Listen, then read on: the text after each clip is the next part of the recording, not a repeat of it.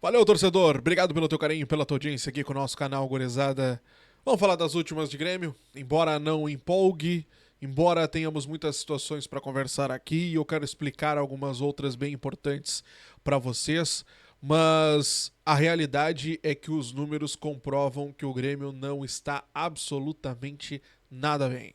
Nos últimos 2 meses foram 14 jogos, 3 vitórias, 5 empates, 6 derrotas, 18 gols marcados, 25 gols sofridos. 33% de aproveitamento. Nos últimos 2 meses, meus amigos. 3 vitórias em 14 jogos. Contra o Atlético Mineiro, contra o Esportivo Luquenho e contra o Atlético Grau. É muito pouco. É muito pouco. É aproveitamento de rebaixamento. Nós estamos muito, mas muito maus. E não passa só por treinador essa situação. Passa também por mentalidade, psicológico, inteligência dos jogadores. E foi isso que o Mano Menezes ontem, na coletiva, tentou colocar, sem citar nomes, sem citar onde está realmente o problema, mas ele deixou muito claro nas entrelinhas. O Mano Menezes, ele expôs um dos problemas que o Grêmio vem enfrentando na defesa. Desde que chegou, o Mano ele tenta mudar a forma do Grêmio se defender, a forma de marcação. Antes, com o Quinteiros, a marcação funcionava homem a homem. Ou melhor, tentava funcionar, né? Porque não funcionava também.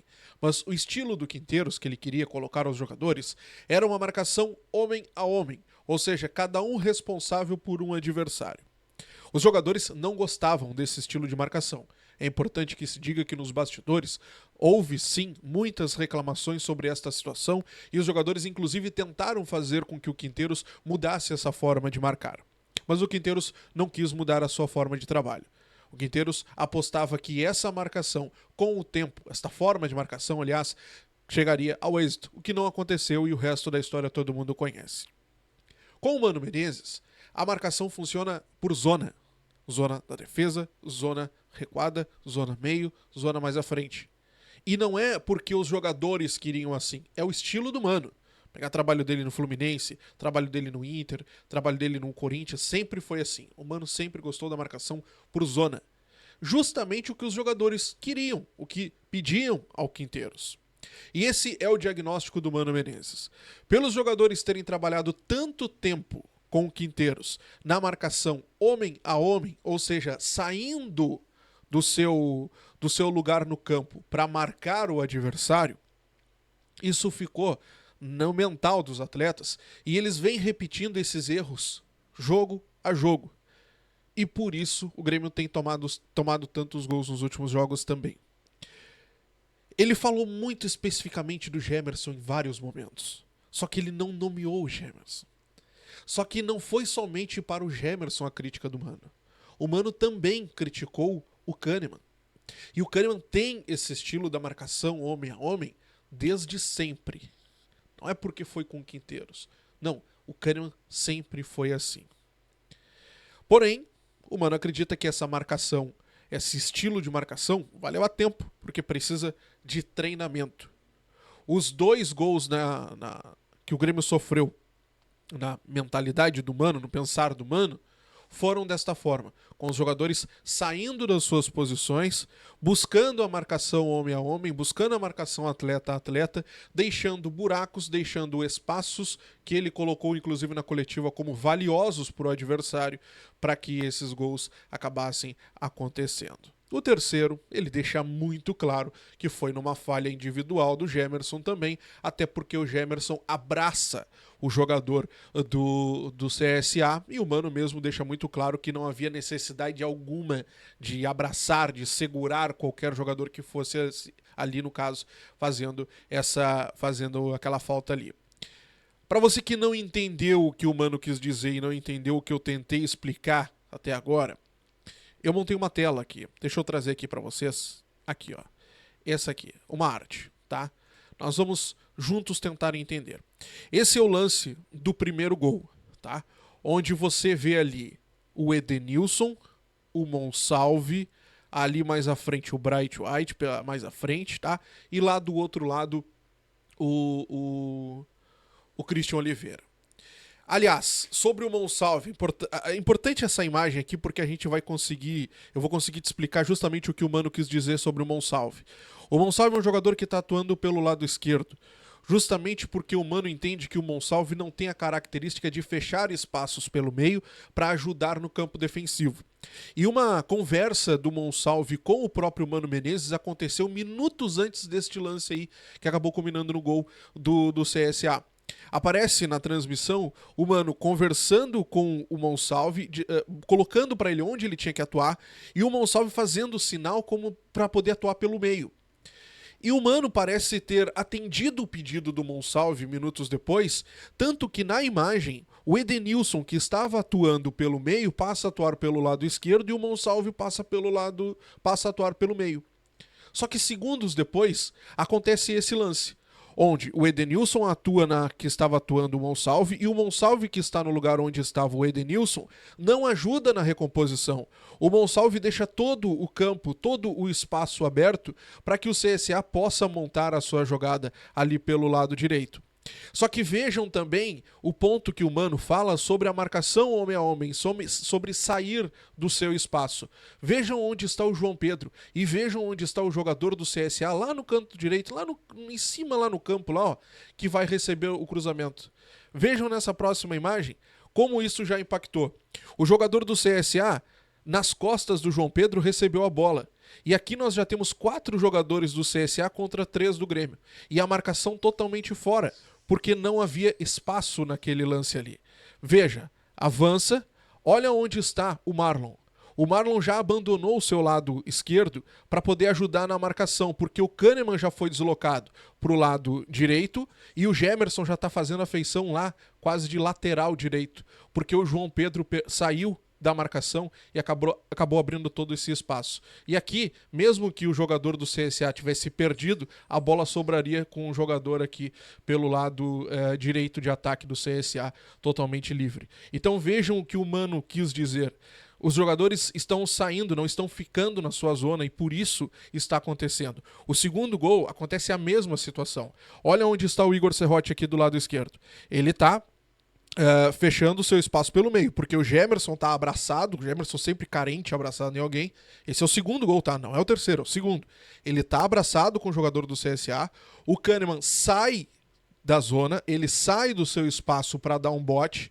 Na segunda imagem a gente consegue ver que o Kahneman já ficou para trás, porque ele perdeu, e assim a linha de marcação do Grêmio já foi totalmente desfeita. O Igor já tá pelo meio, o Gemerson continua abraçado, só que agora perdendo o lance. O jogador que vai fazer o gol tá aqui, ó, totalmente sozinho, ó, atrás do Gemerson, abraçado com o jogador do CSA. O Kahneman já perdeu a bola já tá praticamente lá na lateral. No lance seguinte, o Serrote já perdeu a linha da bola também, porque aqui foi uma falha do próprio jogador na análise de onde a bola viria. O Alisson, que era o jogador que poderia estar marcando esse jogador sozinho aqui do CSA, tá totalmente solto na partida. O Gemerson totalmente perdido, já largou o jogador, só que ele perdeu o tempo de bola. E o Kahneman, que foi quem desfez a linha também, está recém voltando. E vejam onde está a bola e o jogador que acaba fazendo o gol, o jogador do CSA. É isso que o Kahneman, o que o Mano quis dizer.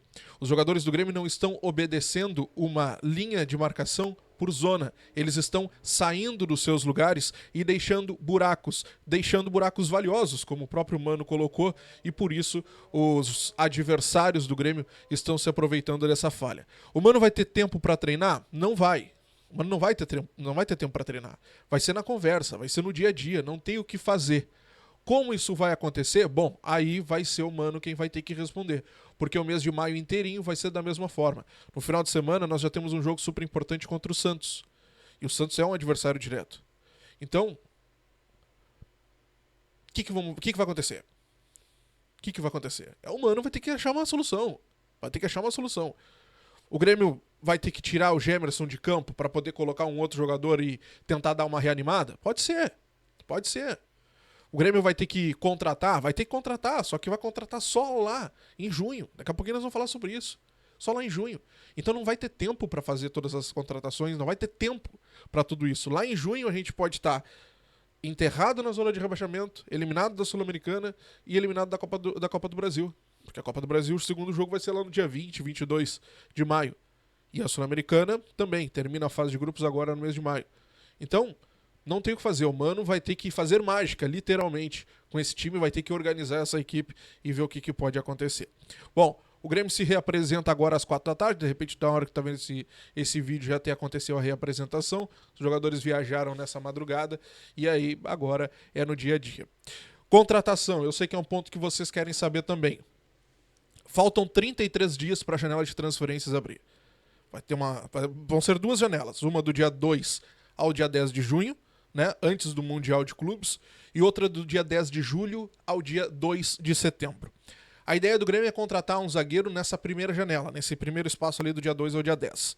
Então por isso vai ter que correr atrás, já vai ter que começar a ver agora as oportunidades. Como nessa do dia 2 ao dia 10 muitos jogadores estarão envolvidos querendo jogar Mundial, querendo um espaço em outras equipes, e o Grêmio tem pressa na contratação desse zagueiro, até para que ele esteja aqui e treinando nesse período em que os jogadores estarão parados, o Grêmio quer anunciar esse atleta nessa primeira janela. Romainha segue como um nome na lista. Não mais aquele nome super maravilhoso que o Quinteiros queria. Tem uma admiração da direção? Sim, tem. Mas não é aquele primeiro nome como já foi há algum tempo atrás quando o Quinteiros estava por aqui. A dificuldade de negociação, principalmente com o São Lourenço, é um ponto que pega, porque o Grêmio não tem dinheiro. O Grêmio não tem dinheiro. O Grêmio está com uma folha de 18 milhões de reais praticamente. O Grêmio está sem dinheiro em caixa para fazer contratação, mas vai buscar um zagueiro. O Grêmio precisa de um zagueiro. A ideia da direção não é um zagueiro tapa-buraco, e sim um cara que veio para resolver este problema. Então o Grêmio quer esse zagueiro já para essa primeira janela, importante que se diga isso, mas quer para que ele treine durante esse período de parada do Mundial. As competições param, depois retornam no dia 13, deixa eu ver aqui, isso, dia 13 de julho, partida que o Grêmio vai ter o Cruzeiro lá em BH. Então vejam como vai ser difícil. A partida que antecede o Mundial é contra o Corinthians, isso, e depois, recebe o Corinthians aqui na Arena, inclusive, depois vai jogar contra o Cruzeiro fora de casa. Então, o Grêmio tem uma parada duríssima, mas antes disso, o Mano vai ter que resolver esse problema, não dá mais para esperar uma solução. Bom, um outro ponto que eu preciso falar com vocês aqui, o Villasanti. O Villasanti é uma situação que preocupa bastante, tá? Ontem ele ficou de fora da partida. O Diego Torbios tem uma informação de que há uma suspeita de uma lesão no pubis, e se for uma lesão no pubis, não é uma lesão fácil. Uma lesão de pubis, ela poderia deixar o Villasanti fora até por 1 mês e meio, 2 meses, então ele só voltaria depois do Mundial de Clubes. Então vejam como é uma situação complicada também que a gente está se metendo, porque os jogadores estão desgastados, estão reclamando de dores musculares. Nós já perdemos a Muso, perdemos o Arezzo, o Dodge reclamou ontem de dores musculares também, embora tenha permanecido na partida. Recentemente o Wagner Leonardo teve uma lesão grau 1, o Bright White vem de sequência também. Então olha só como tá complicado agora, imagina se perder o Villasanti. Então olha, é só notícia ruim, impressionante. Mas vamos esperar agora na reapresentação, ele vai passar por mais exames, a gente vai ter a certeza, tomara que não seja uma lesão grave, tomara que não tenha lesão, né, só um desconforto, mas se for acontecer, tomara que não seja uma lesão grave. Mas vamos esperar o que vai ser definido nas próximas horas. Te inscreve, deixa o like, ativa o sininho, tô de plantão, qualquer notícia eu te trago por aqui. Um grande abraço, até a próxima.